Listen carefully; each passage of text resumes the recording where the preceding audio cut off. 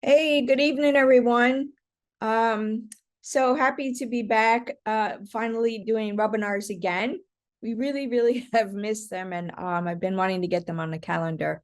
Um, Excuse my voice. I'm actually not sure what happened to it just in the last 10 minutes. So um, maybe just a little bit of allergies.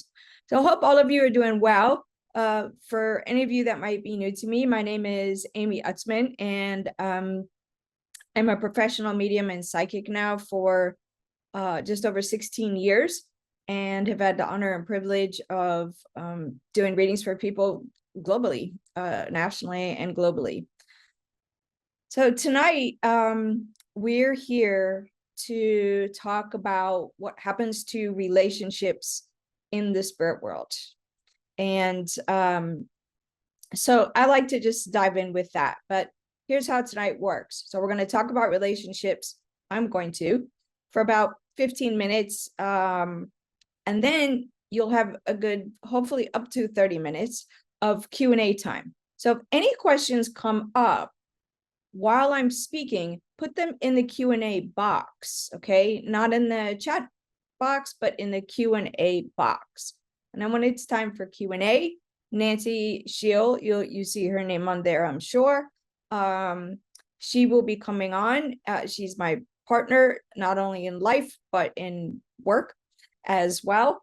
So she'll be coming on and helping to filter any of your questions. There is no question as silly to ask, okay? We do ask, though, that you do keep it to the topic, all right? Not generalized, but, more generalized into the topic at hand. Not too personal, and I'm not doing readings tonight. So that's why we ask to try and keep it a little bit, generalized, or if, you think of a scenario that may come up, keep it like that, okay? Nothing too personal, because we're not doing readings tonight. That will be another month. Okay, so with that being said, let's jump in. So the first thing is, I think it's important that we talk about the spirit world just a little bit first, all right? And I'm sure many, if not all of you, are somewhat familiar with the spirit world. You often hear that it's a place of being non-judgmental, unconditional love, and a place that we can learn and grow, and a place that really we could do anything that we'd like. Our home. That's how I like to think of it. All of the things I've said so far are true, and it's where we originate from. So here we are in the physical world, in class, basically, for our soul's growth. That's why we're here, for life lessons.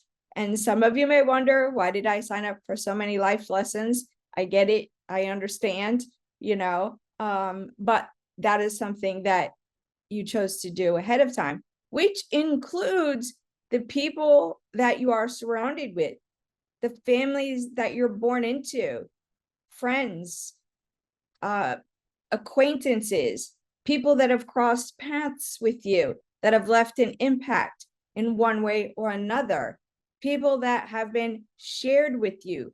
For example, perhaps there's somebody says, look, I really follow this person. I think you might get some help out of it. Maybe you'll enjoy it too. And all of that put together, in essence, is giving you an opportunity of what's in alignment with me and what's not.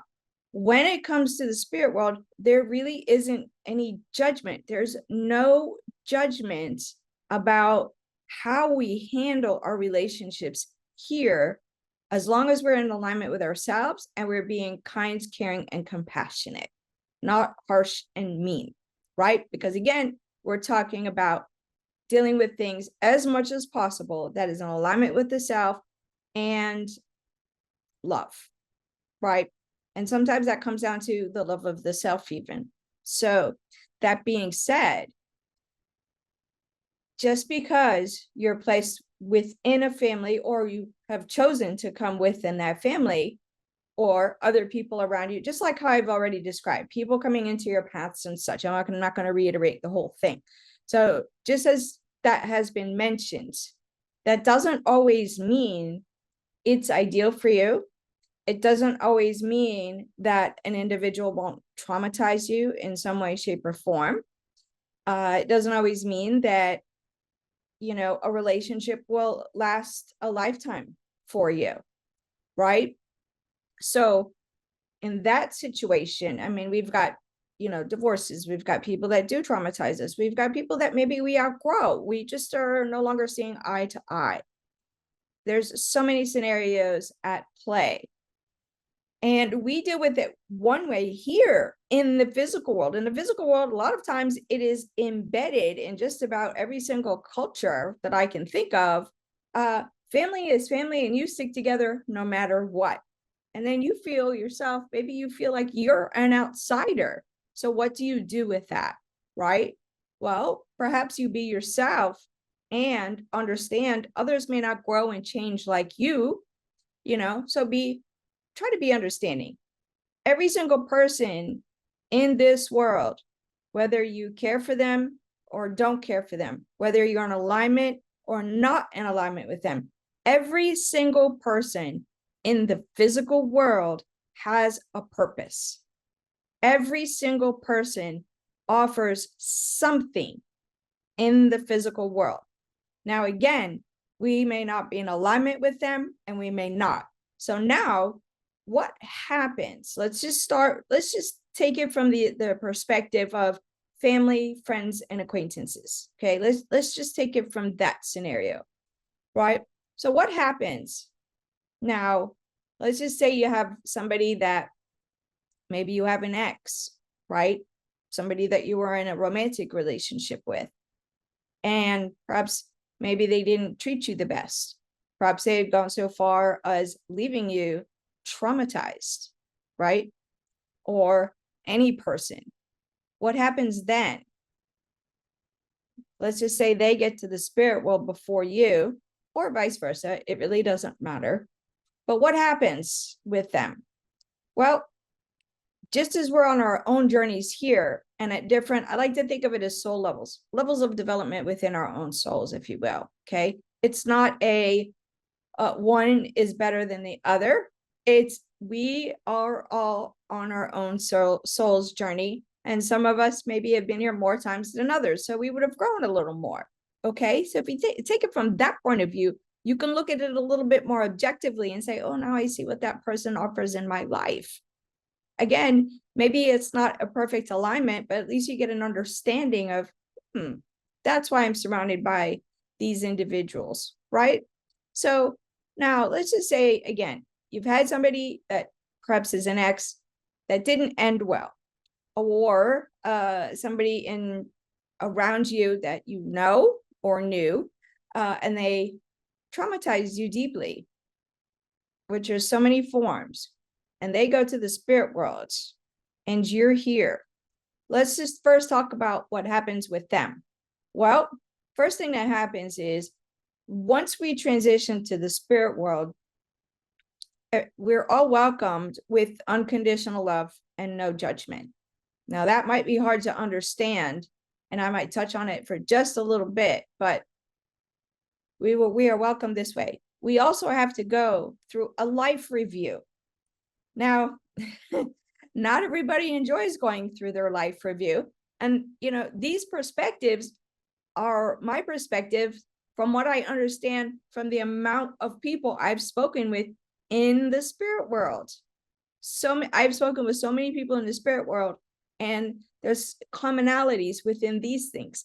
So not everybody enjoys their life review. And if they haven't lived a life of, at least trying to be the best person they can be, maybe helping others, just having some compassion, doing what you can. No one is perfect. Not a single one of us is perfect, right? So if you have somebody like that, well, their life review, chances are going to be perhaps a little bit easier for them, or a little more learning, and boom, they get to move on and just go and enjoy their time in the spirit world, right? With somebody else who's traumatized others, now that's going to be a different type of life review, right? And I'm not here to speak down to you, but just, a life review is presented by guides in a very unconditional manner, but also an educational manner to say, there, you could have perhaps handled this a little bit differently, right? Now, it is up to that person. Let's take the one that has traumatized you, or an ex that you just don't want to be a part of with, together with in the spirit world.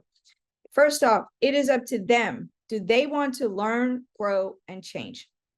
You have free will in the spirit world, just like you do here.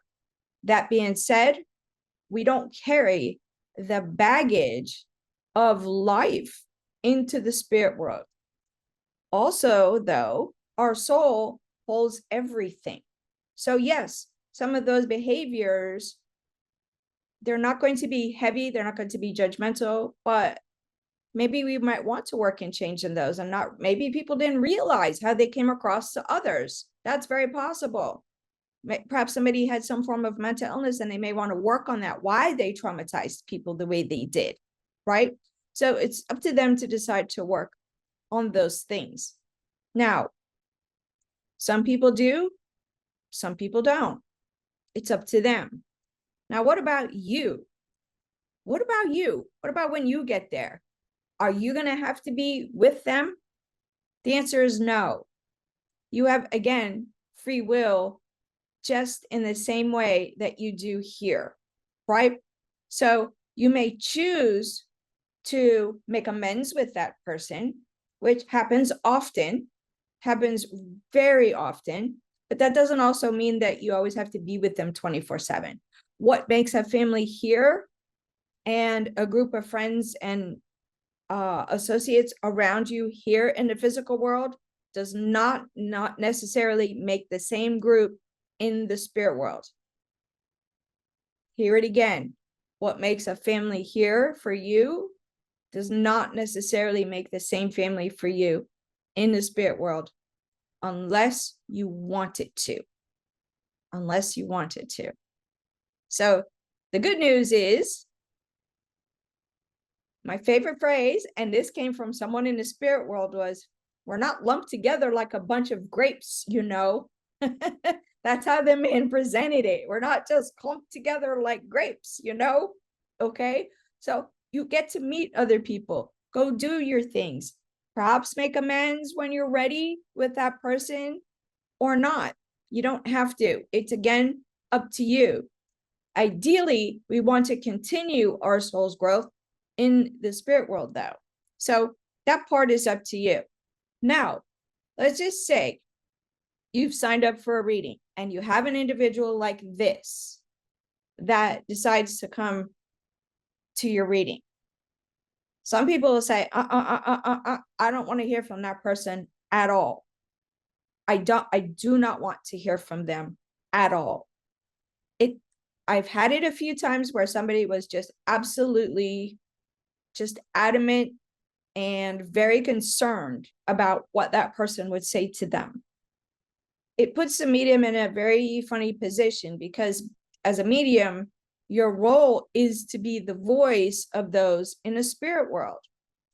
And when somebody like this comes, every single time, it's about an apology. Now, they may not say exactly, I'm sorry, because if they didn't exactly apologize while they're here, they won't apologize necessarily from the spirit world.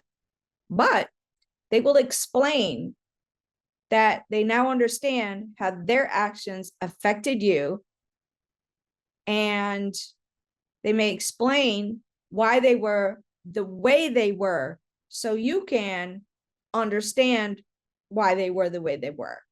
And that might be their form of an apology, okay? Just to be clear, that might be the best that they can do in the form of an apology.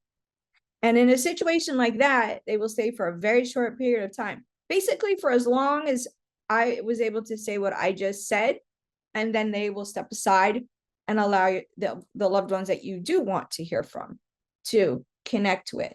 So if it's difficult here, it doesn't mean it will be difficult in the spirit world.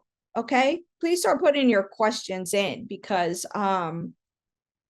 We're going to go to Q&A shortly. Again, we hear really good questions from everybody in these webinars every time. So go ahead, if you have questions, start putting them in the Q&A box, because I see there's one there already. And I think I've covered pretty much the main thing. I can expand upon, do people stay the same? And there's one, not necessarily, okay? They don't necessarily stay the same, because again, we don't have the same baggage, right? So you have the opportunity to learn and grow. There's one other part that I can touch on just a little bit. And it's become, for some reason, a lot more interesting or curious. I've been asked this a lot more recently. Is what about those that commit heinous crimes, such as murderers and such, okay? My understanding, and this is my understanding, this is my understanding from my guides, is that they go to a different realm, okay? But they're also treated again with unconditional and non-judgmental ways of being from guides, but the guides are there to help them heal. So in another lifetime, they're not like that. Okay. Now, do they all leave that realm and come back? I would imagine at some point they will leave that realm. My sense and my understanding is, let's just say you have somebody that was a sociopath or a serial killer or harmed a lot of people, then they are, not going to be like that in lifetime after lifetime after lifetime. That aspect of the realm is for, let's just consider it deeper learning and growing, because I don't believe in hell. It is not, they're not being tortured, they're not being schooled, they are being assisted with the way they work. Okay. I've yet to find a true medium that does believe in hell. In my understanding, with many sittings with my guides about this very question, what happens to those individuals, never, ever, ever, ever has it been stated that there's been a hell. It's just a different realm, a realm. So think of a realm as an area of just deeper learning and understanding for them. Okay. So I wanted to be very, very clear on that, because I thought that question might come up. So, all right. So let's go to you and stop hearing me ramble on along. And Nancy's going to read your question for you, and then I will answer it to the best of my ability. Okay. And what I'm going to do, just for everybody to know, is I generally first pick the questions that are most directly related to our topic tonight. And then I go to other questions as well. So bear with me. Yes. Hold on 1 second. We really didn't introduce you. Oh, other than saying that you're my partner in life and work. But what Nancy brings to our teachings is her coaching and working on the critical voice. So I just wanted to touch on that a little bit, just to say, like, how do you work with Amy? And, good point. Yes. Yes, because that would be confusing. So yes. And for those of you who don't know the term critical voice, you could think inner critic, inner judge, inner mean voice, and it interferes with everything, including our ability to connect. All right. Okay, so lots of questions have come in. Thank you all. You guys always come through. All right. From Terry, if we are in an incredibly wonderful relationship now, can we choose to be together in the spirit world if both sides want to be? Oh, absolutely. Absolutely. And the fun thing about this, Terry, is, and I do think this is a fun thing. Let's just say somebody was in a great relationship and they had a spouse transition, unfortunately, right? And then they find themselves in another great relationship. Many, many times I've seen people come walking in with both spouses. Okay. So there's no competition. All right. And our loved ones in the spirit world, if we're going to be here for a lot longer, they want us to be happy. They want us to be happy. So if you had a good relationship with somebody and unfortunately they've left before you, basically feel free to find yourself in another relationship if you want. Okay, that of course that's up to you. But no one replaces another, and your loved one's not going to judge you for that. They just want you to be happy. Okay, so here's a somewhat related one from William. How often does a relationship change once a person transitions? In other words, it was great here. Can it become negative or neutral? Can it change once the person moves on to the spirit world? So interesting question, William. And I just in no way, shape, or form can I see that occurring. No, it would always be the opposite way. If it was kind of negative here, it can change to neutral or better there, but not the other way around. That is not the way the spirit world operates at all. And just so you know, when I'm doing these webinars or any kind of work, my guides are always here to assist if I run into a place that I'm stuck on a question. So the answer is no. And I can give that definitively, very comfortably. Okay, so part of relationships, of course, are our animal companions. So Dee would like to know, do we see our pets in the spirit world? Someone told me that pets return to a world where they no longer stay in the form they were in when they were on Earth, but they still exist. So do we recognize them as they appeared to us on Earth? And I think she means in the afterlife. Right. Oh, that okay. Well, I've actually never heard that before, but in my experience, yes, absolutely, I can say yes to that. At least in my experience, because they come in readings very often. They come in readings all the time to say hello, all the way back to not that I'm calling you all because I don't know which D this is, but they come even a childhood animal companion will sometimes show up and make a connection. So it's always lovely when they make connections with us from in a reading, but also they do visit just like any of your other loved ones visit too.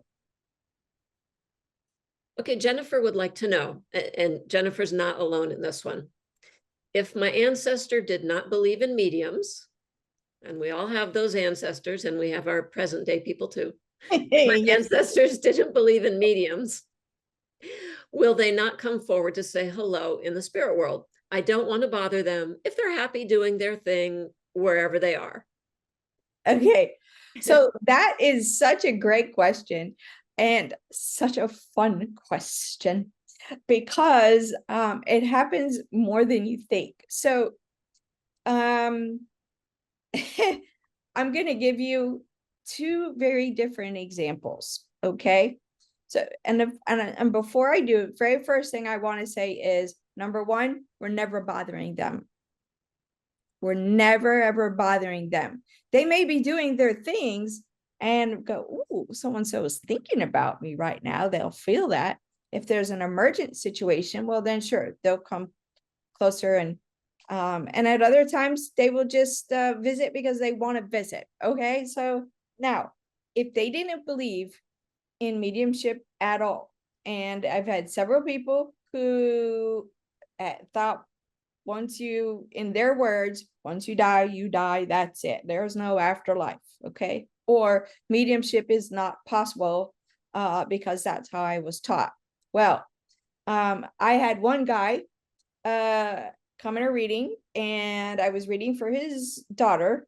And he said to me, I didn't believe in any of this BS, but I would do anything for my daughter. And we had a beautiful reading. Okay, so he was flat out, I didn't believe in this BS at all. His words, verbatim. Another one that was so interesting to me, and I don't know why it was interesting, maybe because I just never connected with somebody like with it before, but um another daughter, I do a lot of readings for women, so it'd be nice if more men get readings for themselves because I think that would be great. I was doing a reading and this woman's mother made a connection, and the way that she described herself was so interesting to me. And then all of a sudden it clicked. I said, I feel like I'm speaking to somebody who is Amish. And the answer was yes. And I can't remember what it's called when they're 16 years old, but you have the opportunity to leave. You leave and you decide you want to rejoin the community, or there's a name for it, but or not. So this particular woman decided not to rejoin the Amish community. Therefore, she never saw her mother again. So, but her mother's still connected in the reading, all the same.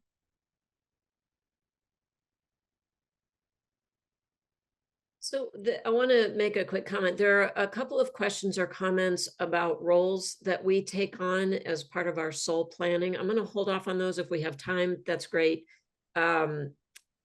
And there are a few questions that people are wanting to know about, have some specifics about them. And I'm going to try to get to those as well. I'm just making sure that we hit some of the more general questions first, but in a moment, I'm going to turn to some of those other questions.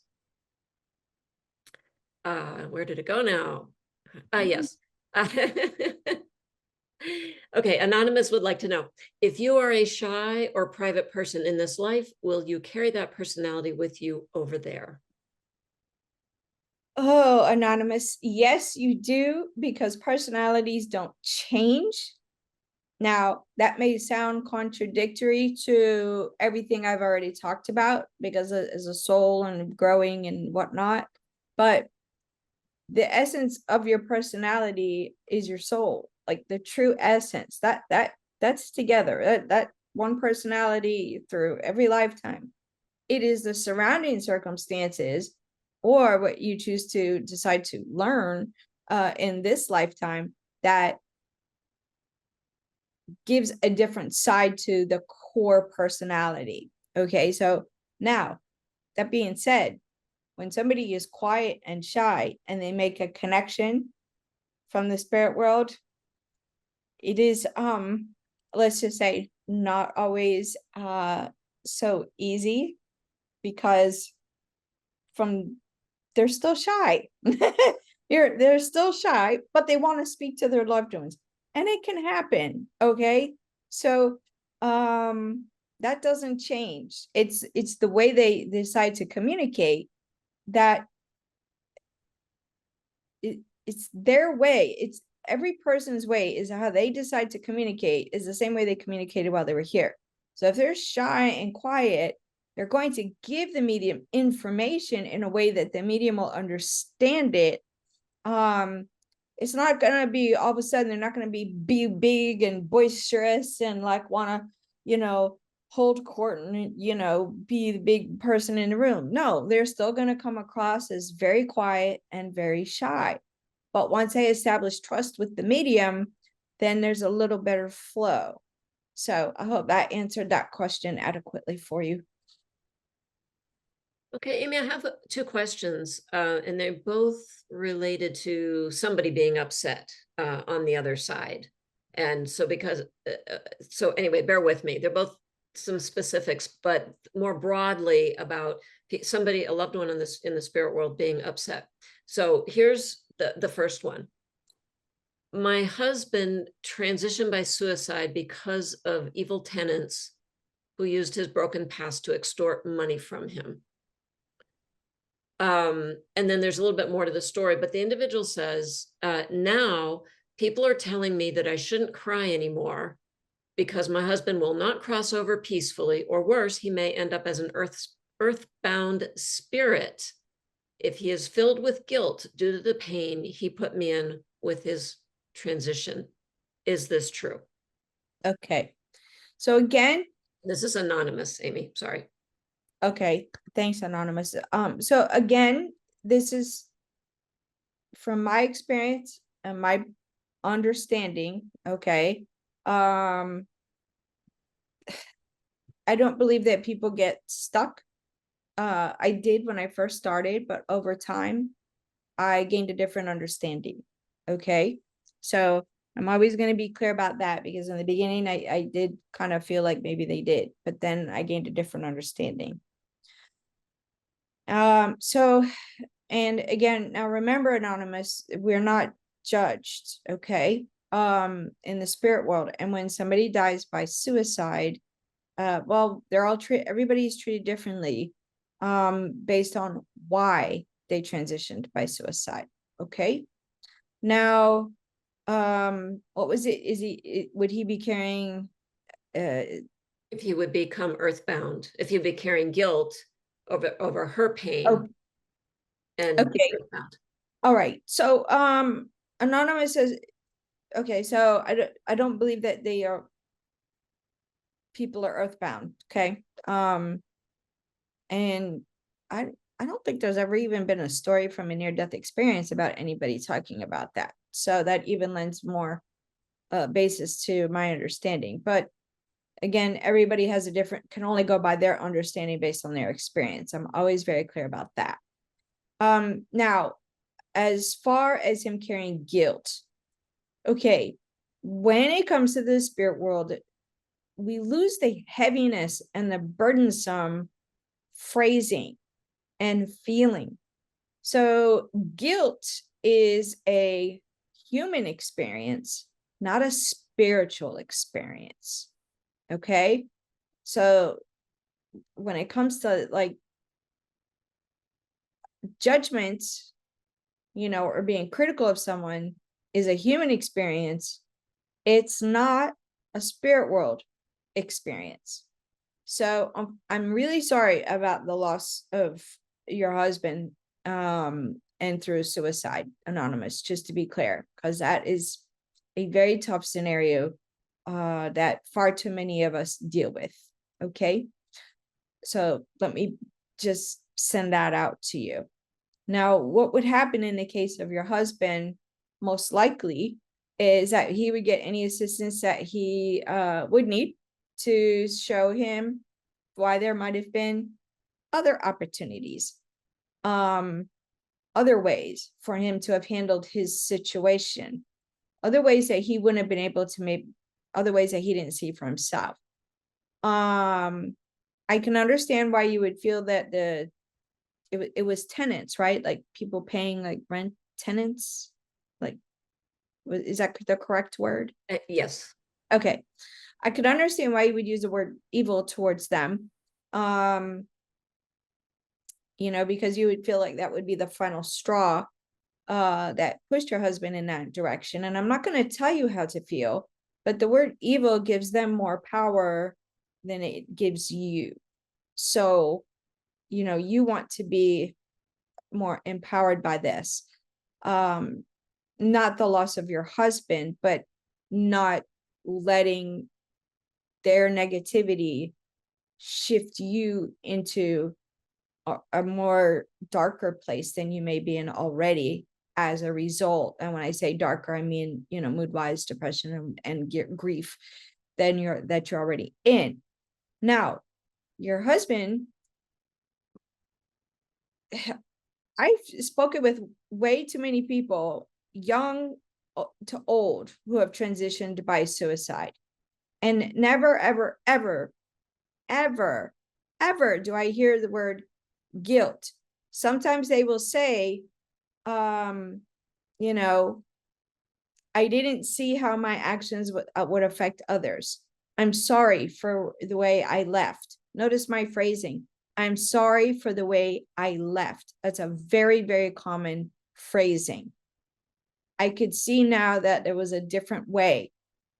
So things like that is what they will say. And they're always being taken care of and they're always being loved. It is us here that are left to go through that form of grief. Okay. Along the lines again of people on the other side being potentially upset, Jill says, can those who have passed get upset when we talk about them? In other words, we still here. I was talking about my brother who had passed. All of a sudden, a coffee cup next to me moved on its own, and the person I was with said she saw my brother in spirit was upset that I was talking about him. And obviously, I do not want to upset him. What do you make of that? Okay. So first off, your brother definitely has some good energy if he's making something like move. So, yeah, that would be like, okay. Do they get upset about us talking about them? Not in my experience. All right, not in my experience. Um, if you didn't have a good relationship, or maybe you're making jokes about them, sometimes they'll laugh in on those jokes now. And other times they will say, they'll brush it off. Okay. As so a lot of people also in the spirit world will say, all of a sudden, they've put me on a pedestal, uh, now that I left there, and I'm not perfect. So I want them to talk and share about the stories of me where I wasn't also perfect. So I think that's really a great way that they will share that is, why are they speaking about me as I'm perfect? Because, I've transitioned and I'm now in the spirit world when I was far from perfect there. Share the fullness of stories of me and pass it down so other generations can learn from their behavior. That's the idea behind that. Okay, this one is from Mel. And again, it's a little bit specific, but many people are going to relate to this question. In what ways can my soul and my daughter, okay, let me start over. Mel's daughter took her own life at the age of 13. That's the background. Oh. Okay. In what ways can my soul and my daughter's soul stay connected so I can receive her messages with clarity and love? I have tried many practices, but I've struggled with connecting to her. Okay, so hi Mel, and I'm so sorry. 13 is just still a baby, really. So I'm so sorry for the loss of your daughter so early. Okay. Here's communication with people in the spirit world. Mediums, maybe we make it look easy, but it's not always easy. All right. Now, a lot of times there's things that affect this. Our expectation of what it should be like, right? Remember, and your daughter was, she was young at the time. Her soul probably a little more mature, but now, but remember, your daughter had a certain way of communicating with you, and you have a certain way of communicating. And sometimes we have this little miss. So, what I like to say in that scenario is, I really, really, really need you to give me a sign that I know it's from you without a doubt. Now, I'm here to say to you, Mel, your soul connection with your daughter is not broken. You, I'm sure, may feel it's broken because you may not be sensing things or having same experiences as other people. That doesn't mean that your daughter is not around and not giving signs, but perhaps you might not even be in the place yet to recognize them. And when I say yet, it's because I don't know how long your daughter has been transitioned, which that actually doesn't matter, but what it matters is for us, right? So again, ask your daughter, I really, really need some sign or signs that I know it is you without a doubt. Give her some homework to do, Mel. Give her some homework to do, and they will do it, because guaranteed your daughter wants you to know that she is well, she's loved, probably thinking she's with some old people where she would much rather be with some young people. And maybe she is spending time with young people if she's very social, I don't know. But she's going to want you to know that she is okay. And how will you know that she's okay? Is if you start getting signs from her. So give her some homework to do. Do not be afraid to push and ask them and say, I need it in a way I know it is from you. That is one of the keys to help break the barrier and the miscommunication. If we expect it to be a certain way, I know it doesn't work for me. I don't know. I've asked for a sign, well, let me try this. I want to see a quarter there tomorrow. So I know, nope, doesn't work one bit. Never does work for me, but it works for other people. So, it's just not always going to be the same. So try not to compare yourself to other stories of what people have said their communication style is like, because we're all different.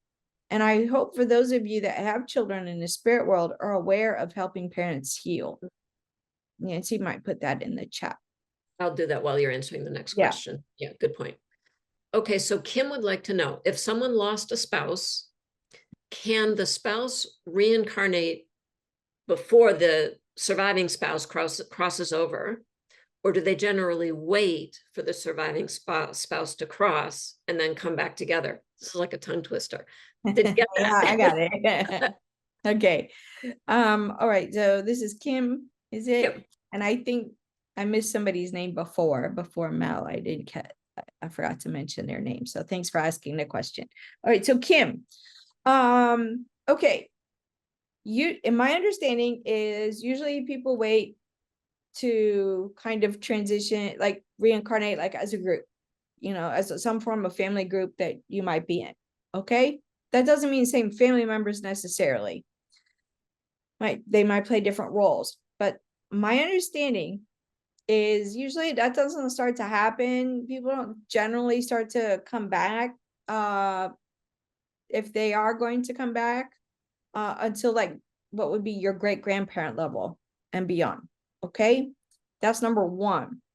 Most people aren't really in a rush to come back, and I can't blame them. Can you?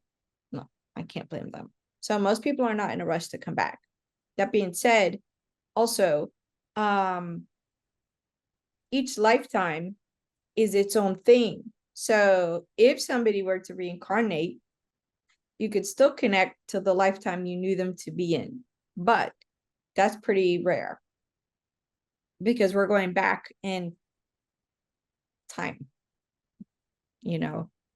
so most likely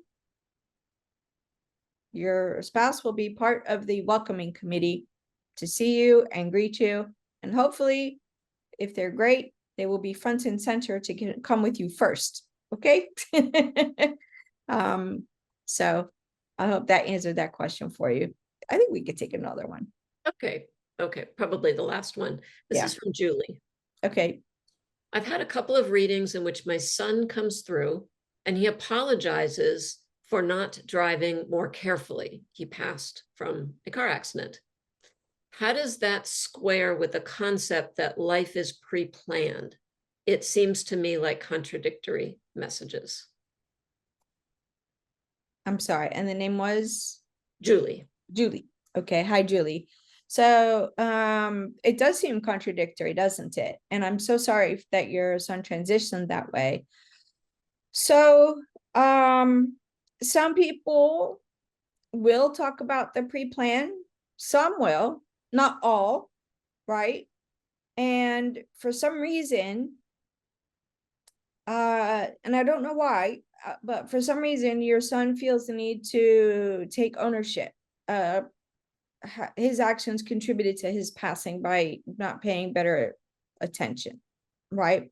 So that's coming from him. So again, it does seem contradictory. I'm not a guide, I'm a person here. So, and to give that guide's point of view, I would have to be in a very different state, not speaking to you in this way. But I'm going to say to you, chances are someone is carrying a sense of burden or guilt of not emphasizing or enforcing better behavior around driving. Somebody must be carrying something for your son to keep apologizing.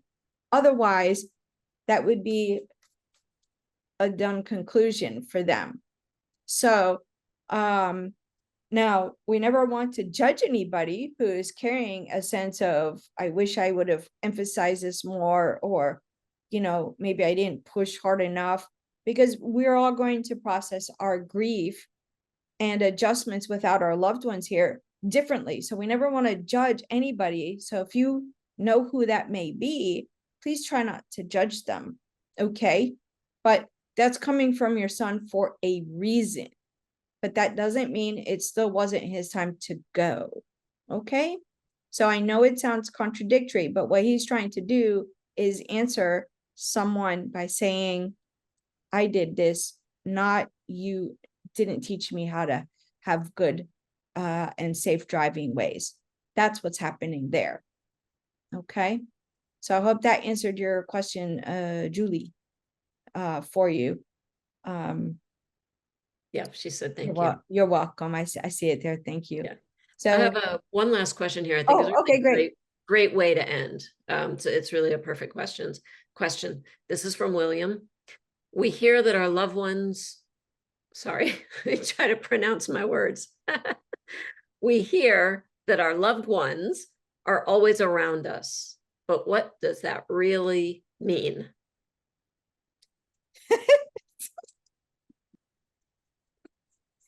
Dance. Okay, William. So what does that really mean? Okay, I'm gonna give you a mind twister because when it was shown to me, my mind went boom.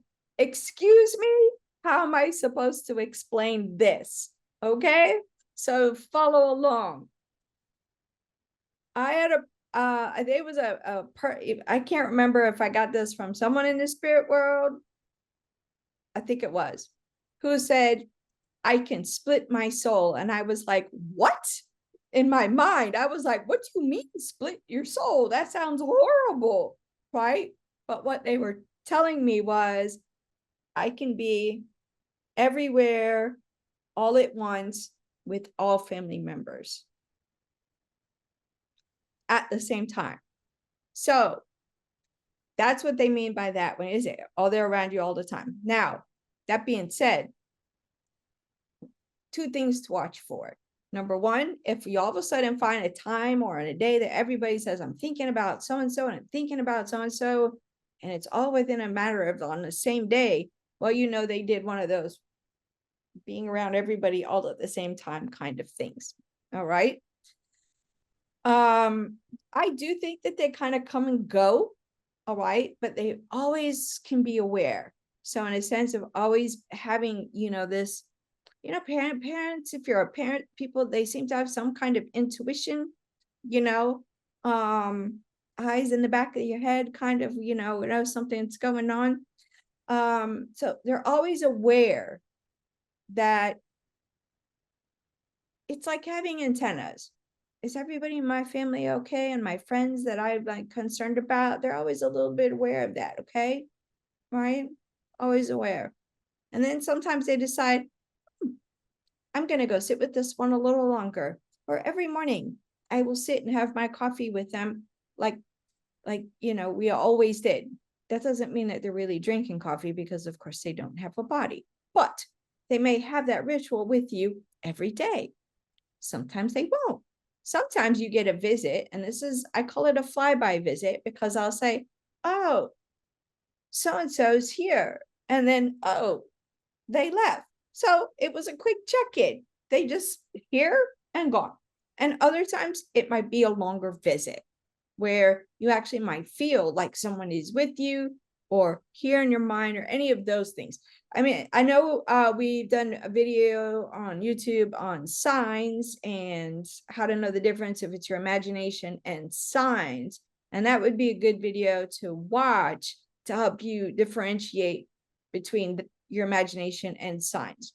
That's like just hopefully it would help a lot of people because you know, we always think it's us wanting to hear from them, and really it's your loved one saying hello and just say hi to me, you know, when I'm around. So when you get a sign, please say hello and say thank you and tell them to keep it coming. And remember, you're never ever bothering them.